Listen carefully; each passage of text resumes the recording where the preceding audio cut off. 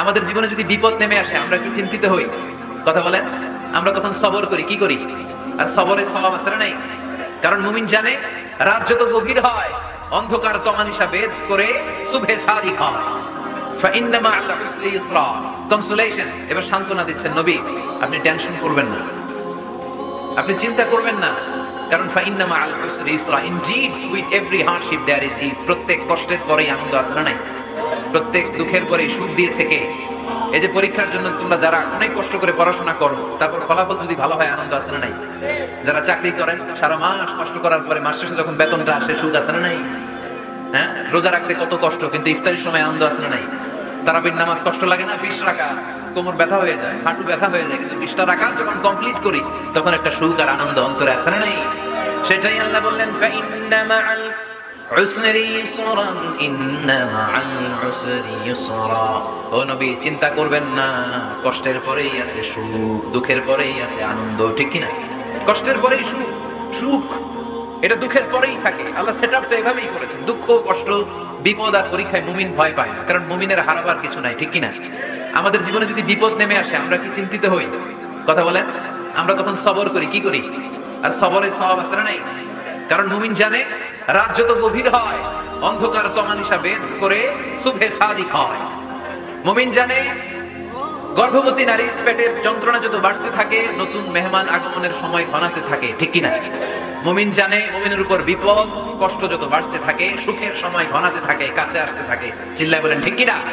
এজন্য আল্লাহ বললেন, ফাইন্না মা'আল উসরি ইউসরান, ইন্না মা'আল উসরি ইউসরা। ও নবী, চিন্তা করবেন না, পেরেশান হবেন না। মাক্কি জীবনে আপনার দুঃখ কষ্ট, কিন্তু কিছুদিন পরেই মাদানী জীবনে আপনার জীবনে সুখ নামিয়ে দিবে কে? আপনার জীবনে আনন্দের বন্যা বইয়ে দিবে কে? মোটিভেশনাল সূরা, পেইন রিলিভিং সূরা। আপনি বিপদে পড়লেই এই আয়াতকে চিন্তা করবেন যে বিপদের পরেই আনন্দ আছে, কষ্টের পরেই দুঃখ আছে, সমস্যা যেমনি আছে সমস্যার সমাধানও। কথা বলেন, সমস্যা যদি থাকে ওটার সমাধান আছে না নাই? আল্লাহ never creates lock without its key. আল্লাহ এমন কোনো তালা বানায় নাই যে তালার জন্য চাবি বানায় না, ঠিক কি না? তালা যদি বানায় ওই তালার কি আছে? সমস্যা যদি থাকে ওইটার কি আছে? এজন্য কষ্টের পরেই আনন্দ, দুঃখের পরেই সুখ, চিন্তা করার সুযোগ নাই। সবশেষ আল্লাহ গাইডলাইন দিলেন। প্রথম গাইডলাইন, ফাইদা ফারাগতা ফানসাব ওয়া ইলা রাব্বিকা ফারগাব। ফাইদা ফারাগতা ফানসাব, হে নবী, যখন আপনি দাওয়াতি কাজ করে করে, রাষ্ট্রীয় কাজ করে করে একটু ফুরসাত পাবেন, অবসর পাবেন, ফানসাব ফিল ইবাদা, আপনি একটু ইবাদতে মশগুল হয়ে যান, আপনি একটু দোয়ায় মশগুল হয়ে যান। ওয়া ইলা রাব্বিকা ফারগাব, আর আপনার রবের দিকে মনোনিবেশ করুন। ব্যথা যদি পান, কষ্ট যদি পান, আমারে বলেন, অন্যরে বলেন না। কিন্তু আমরা ব্যথা পাইলে শেয়ার করি কোথায়? সবার আগে কি বুকে? ফেসবুকে। কষ্ট পেয়েছি, দুঃখ পেয়েছি, কোথায় শেয়ার করি? কেউ যদি আমার কষ্ট দেয় আমি বদলা নিতে চাই, ঠিক কি না? কিন্তু ইসলাম বলে বদলা না নিয়ে বদলে দাও। কি করবেন? বদলা নিও না, বদলে দাও।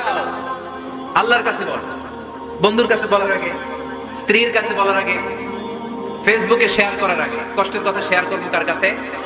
বিশ্বনবী সাল্লাল্লাহু আলাইহি ওয়াসাল্লাম আমাদেরকে এটাই শিখিয়েছেন।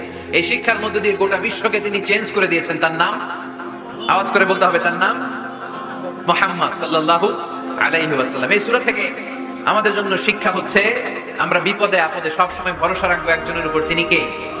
আর মনে রাখতে হবে, the grief isn't permanent, the struggle isn't permanent। এই পৃথিবীর কোনো দুঃখ কষ্ট আর সমস্যা এটা পার্মানেন্ট না। সমস্যার পরে সমাধান আছে, দুঃখের পরে আনন্দ আছে।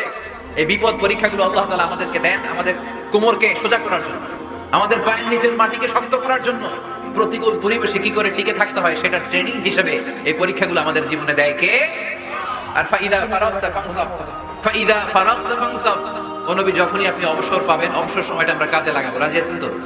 আমরা অনেক সময় অবসরকে কাজে লাগাই, কিন্তু যখন খুব বেশি ব্যস্ত হয়ে পড়ি তখন আমাদের মাথায় আসে, হায় রে, অবসর যদি কাজে লাগাইতাম, অবসরে পরীক্ষার পরে 3 মাসে যদি পড়তাম আজকে ইউনিভার্সিটিতে চান্স পাইতাম, ঠিক কিনা? এজন্য যুবক ছেলেরা অবসর নষ্ট করা যাবে না, এগুলোর কাজে লাগাতে হবে। আর বিপদে আপদে সবসময় ভরসা রাখতে হবে একজনের উপর, তিনি কে?